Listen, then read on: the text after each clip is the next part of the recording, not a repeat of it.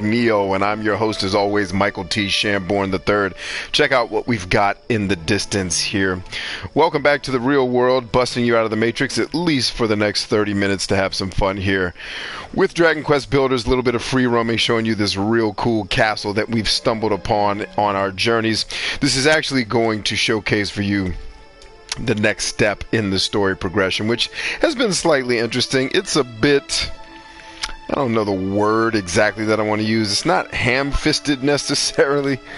It's not corny. It's just very PlayStation Dragon Quest-esque, for lack of a better way to describe what the story's been like. That there are some interesting notions in the story, but the execution of said storyline is a bit hokey in some areas. I think the overall narrative is fine, but I guess what I'm really wanting to hone in on for the purposes of that discussion is the dialogue. The dialogue is actually where it gets a little bit tough to love, because for one, it's very long-winded, and for two, it's very cliched and kind of, you've heard it all before, etc., etc.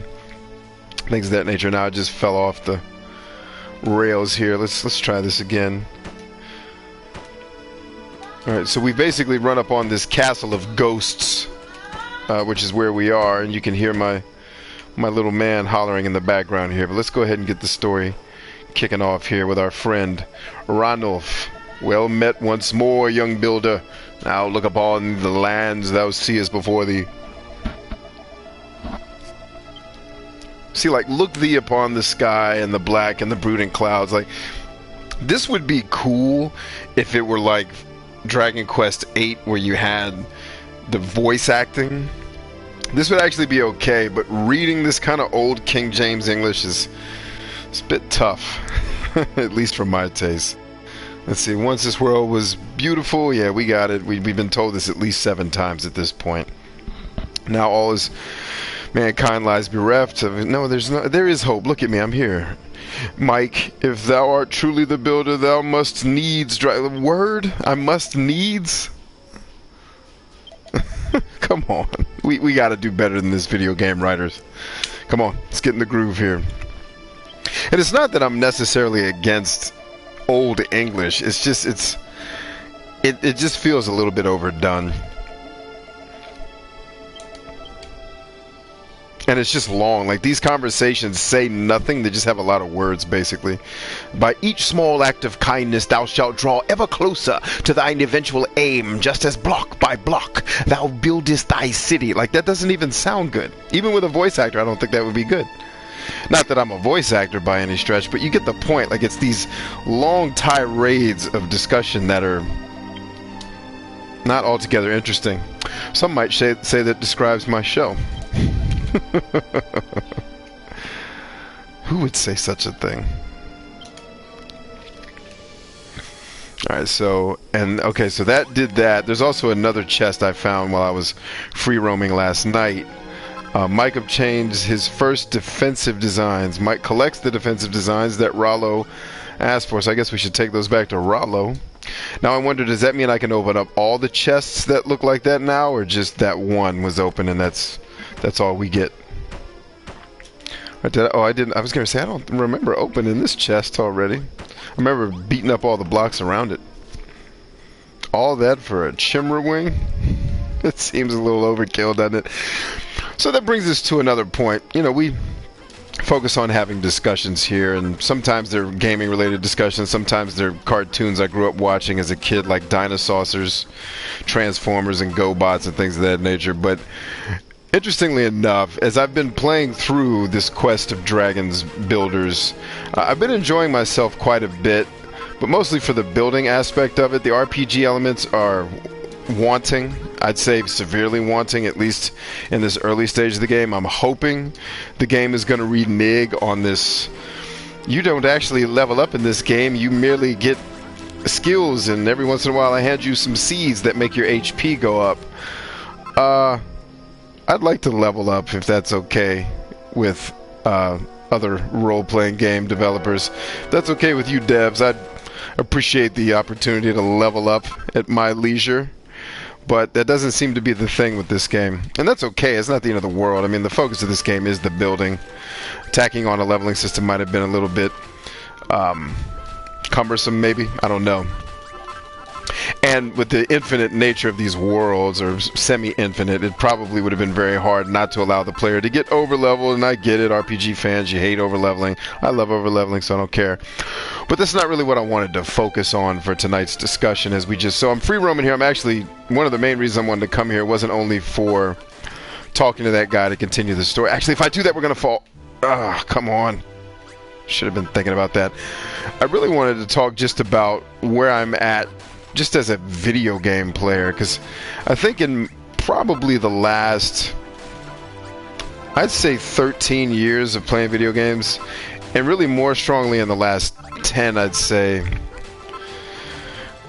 I've been going through these phases of, you know, I don't really enjoy gaming as much as I did as a kid, and that's still very much true. It's very rare when I play a video game that really scratches the itch the way it did as a kid. And I think a lot of that has to do with the fact that when you've played so many of these things and you've reviewed them for years and you've, you know, had, you know, a great portion of your life dedicated to this hobby, it does, I think, begin to wear on you. Because for me, now that I understand a lot of the psychology that goes into making games, it's harder for me to not break the fourth wall, so to speak. Like, I understand the operant conditioning that goes into making me breaking these bricks semi-addictive and wanting me to continue doing it even when I should be doing something else. And knowing that breaks a bit of the mystique for me in what makes games ultimately enjoyable to play. And I think that's tough. And I think when you've played, and especially when you've reviewed games, because when you start looking at the dynamics and the mechanics and the design philosophies, I mean, if you're that type of reviewer, I mean, some people are more just entertainment reviewers. When I reviewed games, and I did it for a lot of years, mine were more academic, I guess. I think sometimes I did toss in some entertaining commentary, but for the most part, my goal with doing a game review was really to allow any player to understand how their particular reaction to the game would be. When you do that for a while, you start to really see patterns in the games that you play, and you just get to this point where it's like, okay, I've done this at least 700 other times before. This time I'm doing it with guns, or this time I'm doing it with a mallet, or this time I'm doing it with a sword or a whip. Or you start to see these patterns where what makes the core of a video game a game, and what makes them engaging, it starts to get very samey, to where most games become the same game you just played last week with a different coat of paint on it. And I think in my younger years that was fine, because gaming was a huge escape for me, and gaming was a huge, you know, part of the hobbies that I had. Nowadays it's not so much that way. I mean, a lot of my time is spent with my family, my wife and my kids, and a lot of my time is also spent running my businesses. And you know, for me, running my businesses is an absolute joy. Like, I don't run a business where I don't like what I do. Like, I absolutely love getting to work with people, getting to coach people, getting to help people. It's a part of who I am as a person.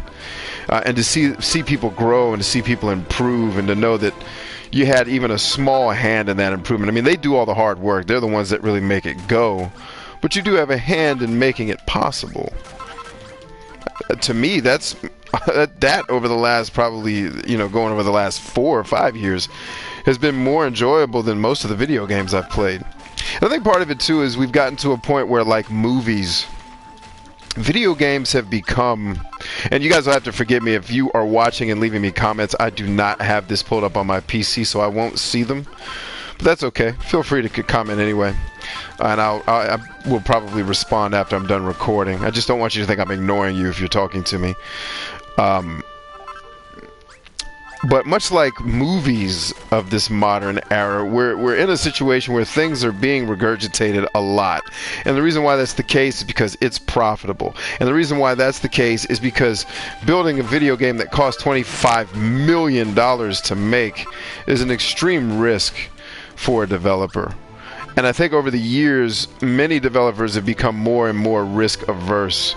Not everybody, because you still have the CD Projekt Reds of the world willing to take on a huge undertaking to basically unseat the Elder Scrolls, which is the biggest open world role-playing game, at least, you know, stateside.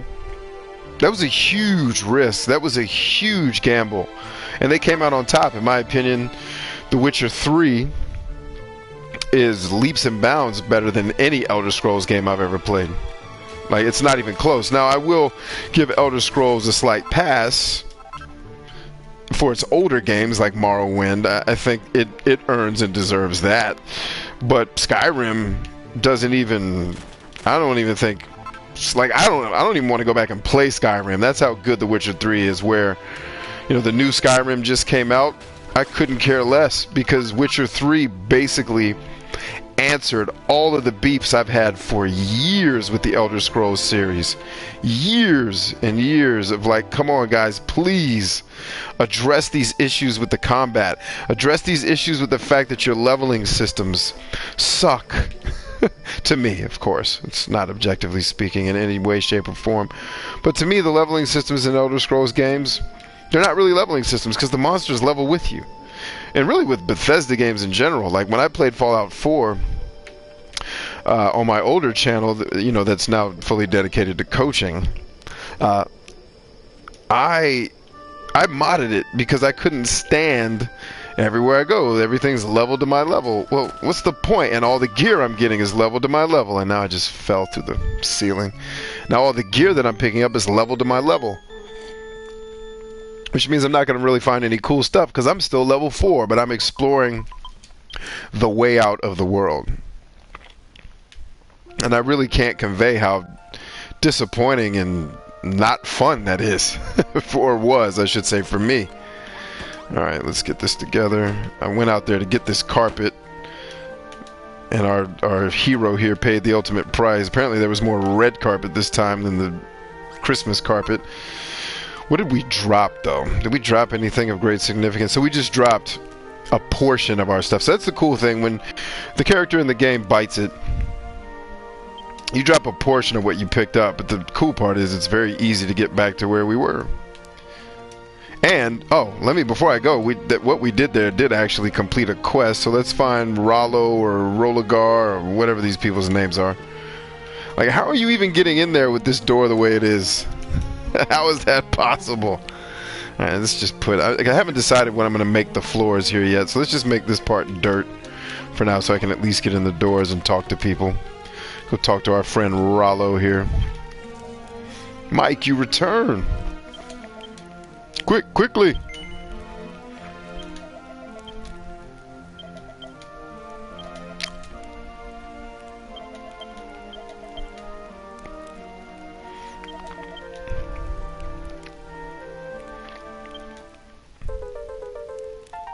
Yippee-ki-yay, son. So I got some stones. We figured... I imagine that's going to let us put spikes down. I assume. I guess we'll have to wait and see. I have a lot of treasure chests in here. It's a lot of treasure. Lots of treasure chests. Let's go ahead and see what else he wants.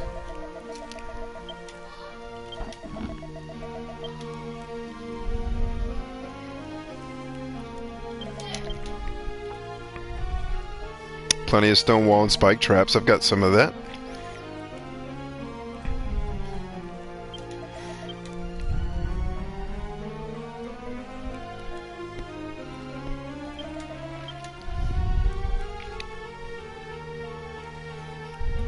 Okay.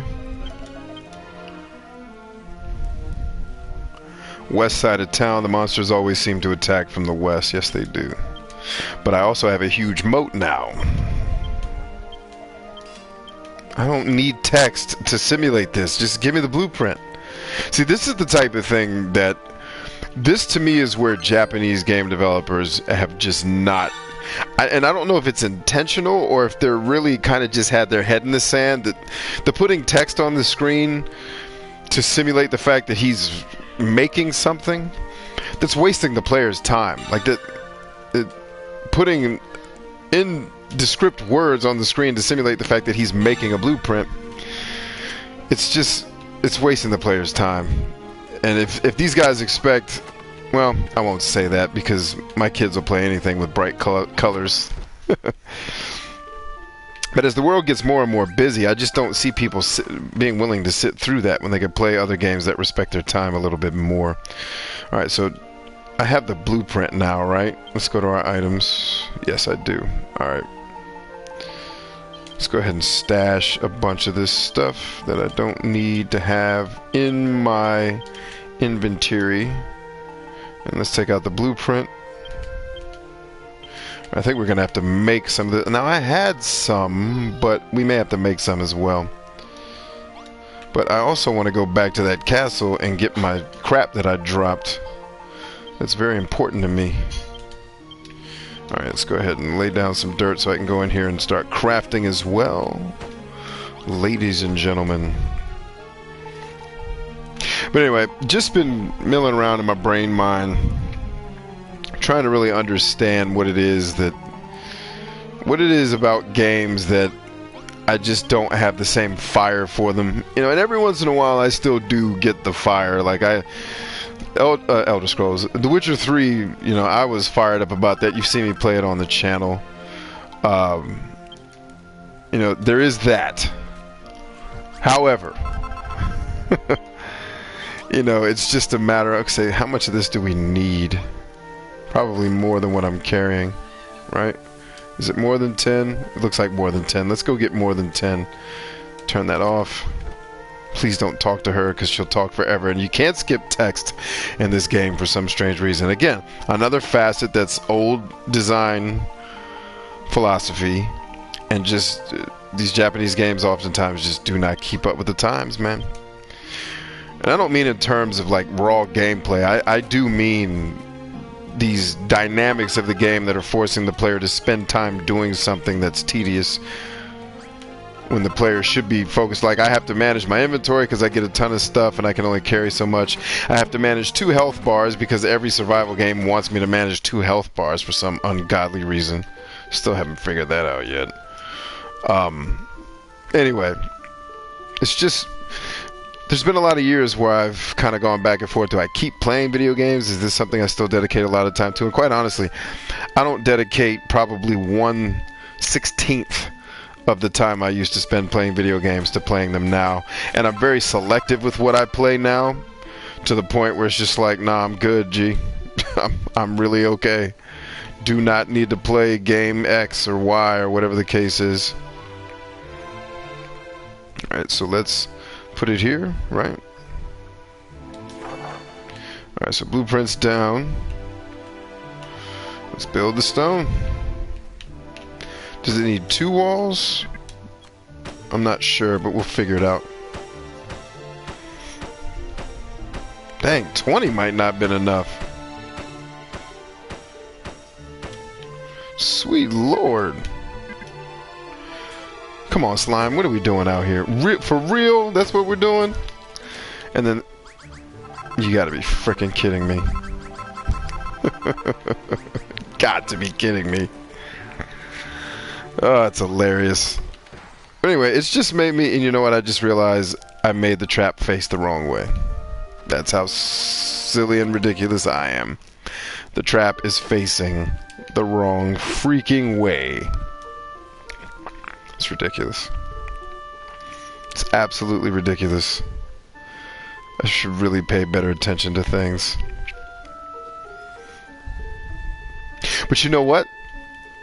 No. It should... I gotta fix it.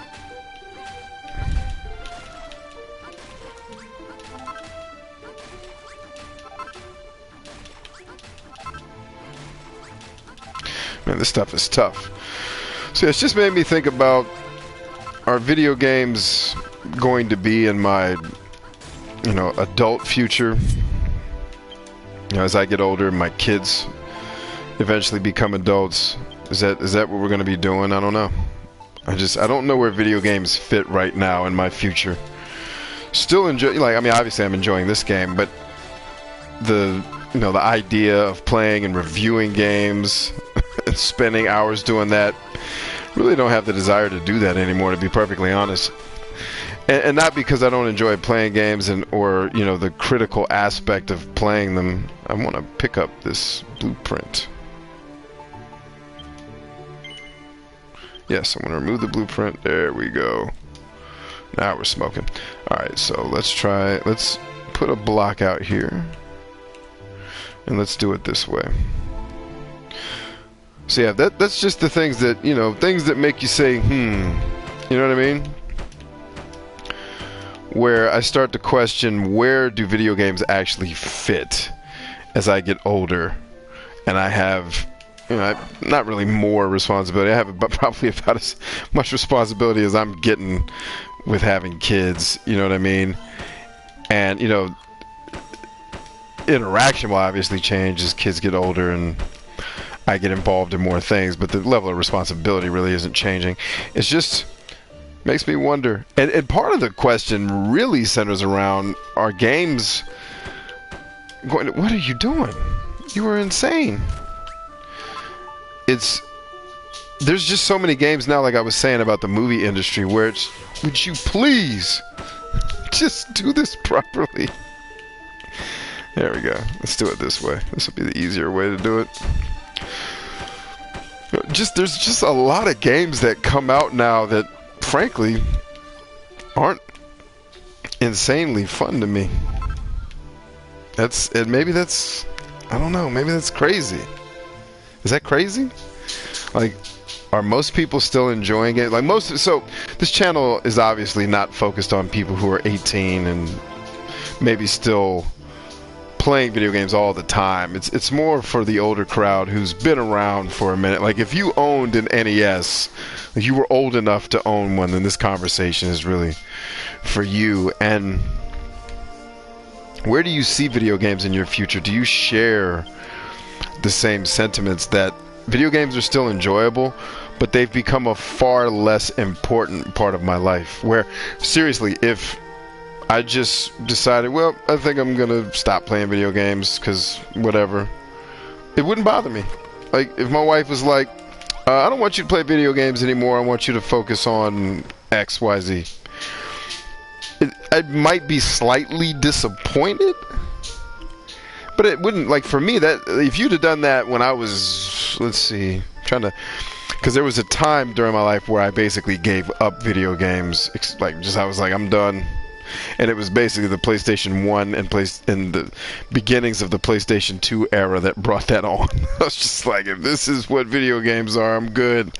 No thanks with your crappy control schemes and your 3D worlds that are awkward and unfun.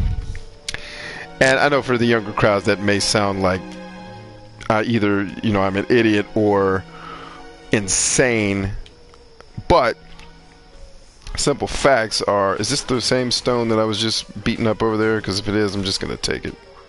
Seriously, can we just get... Nope, that is not the same stone, by the way. But anyway, it's just...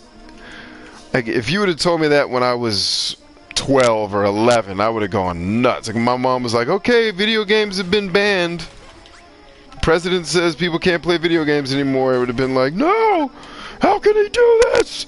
You know what I mean? Now I'm just kind of like, I'm alright. Like, that's cool, Mr. President. I'll go read books. I'll be alright. You know, like, I like having them, but I don't have to play them. If I'd have never played The Witcher 3, I would have missed out, but I'd have been alright. You know what I mean? Like, that's kind of where I'm at. It's like, oh, it would have been slightly disappointing, but at the same time, not the end of the world if I didn't get to play it.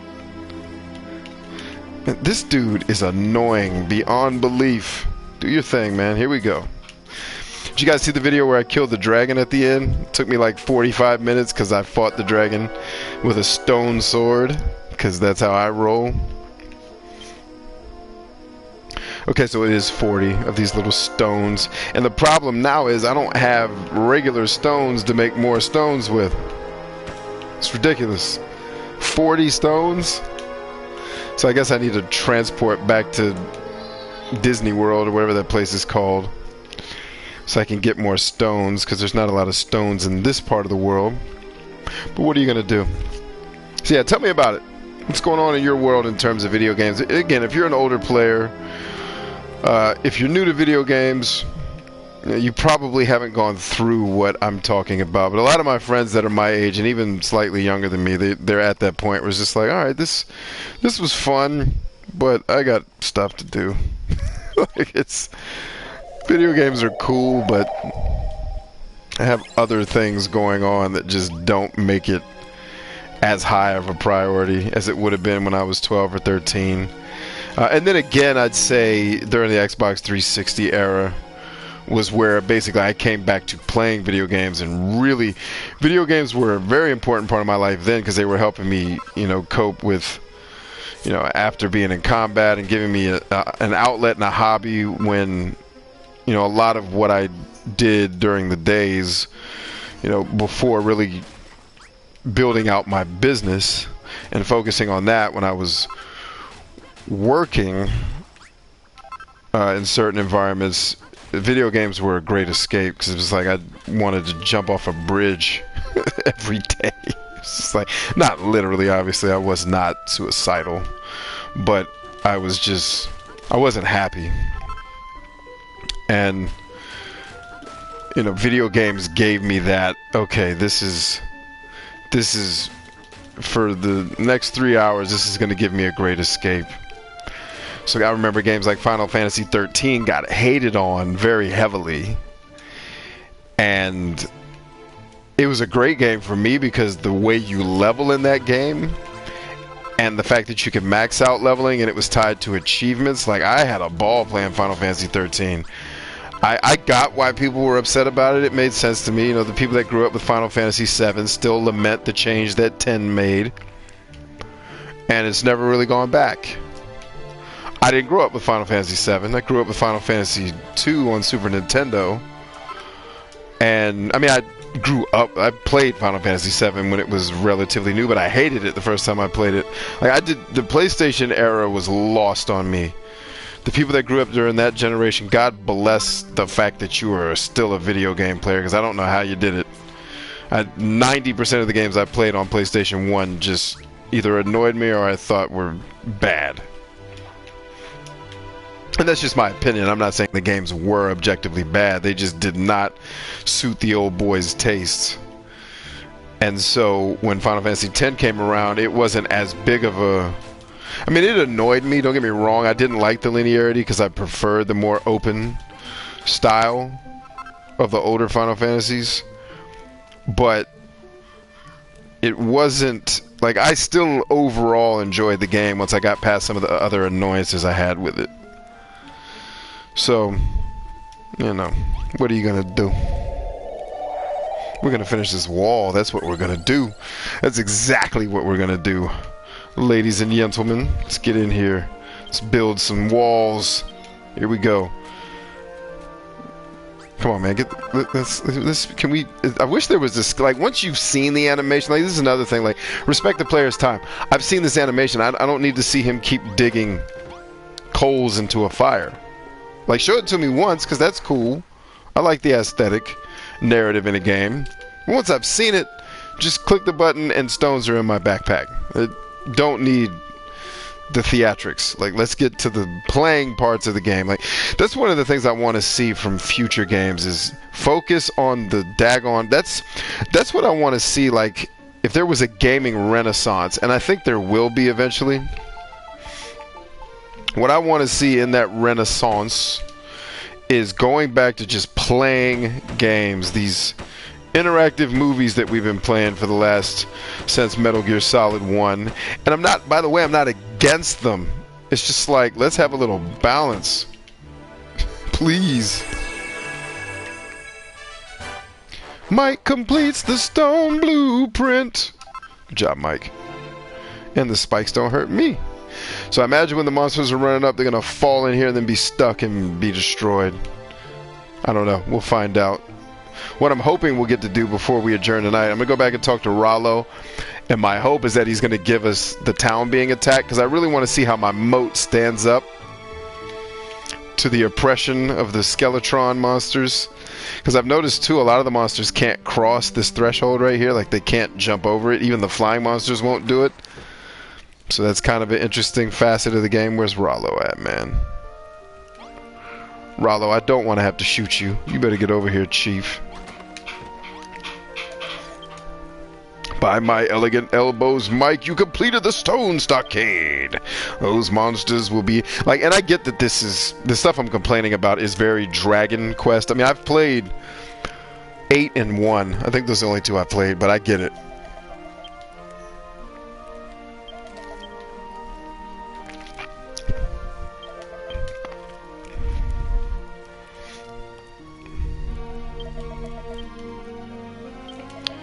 So yeah, the things you hear me critiquing the game for, understand that I understand that that is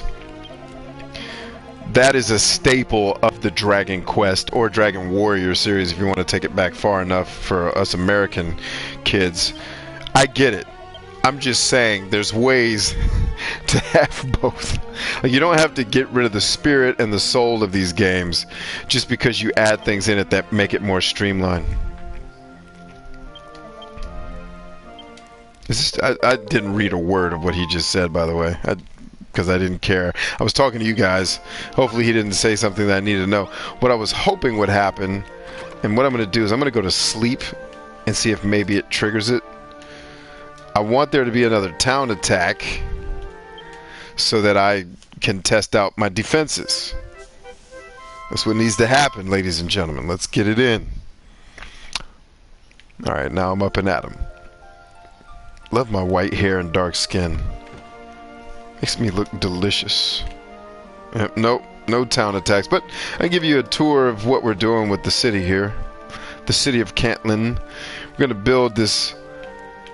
Yeah, so basically I'm turning this. You can see the castle stone wall out there. And obviously we still have dirt walls for a lot of the town. And brick walls that I'm replacing with the castle walls because they're a lot more durable and powerful, harder to break. Eventually we'll switch out all this brick for that as well. But you can see kind of where we're going with the town. We're going to make it look royal up front there. I adjusted the staircase. Well, actually, the staircase wasn't even here. I think the last time you probably saw this video. Because I dug up basically all of the flooring. I'm starting to put in this castle flooring now. And this carpet, of which I need more of. Still can't craft that kind of stuff, which is kind of weird. But oh, it looks like our little trap is working out here. I see slime goo showing up on the screen, which is pretty cool. There he is, dead.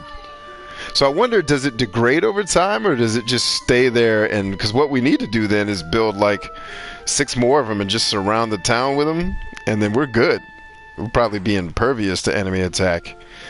Especially, like, I really want to test out this moat. That's what I'm looking forward to. And I'm hoping in a future show, and not the not too distant future, we'll be able to do that. But that said, hopefully I left you with something to think about today, tonight, whenever you may be watching in your zip code and time zone. Hopefully I gave you something to talk about. Leave me some comments in the comments section. As always, be sure to subscribe here, because our goal is to bust you out of the matrix of asinine YouTube content, hoping that the world does like more conversational gaming content, but we'll see. Everything is an experiment. Love you guys. Catch you on the next one. Thanks so much for watching. Peace out.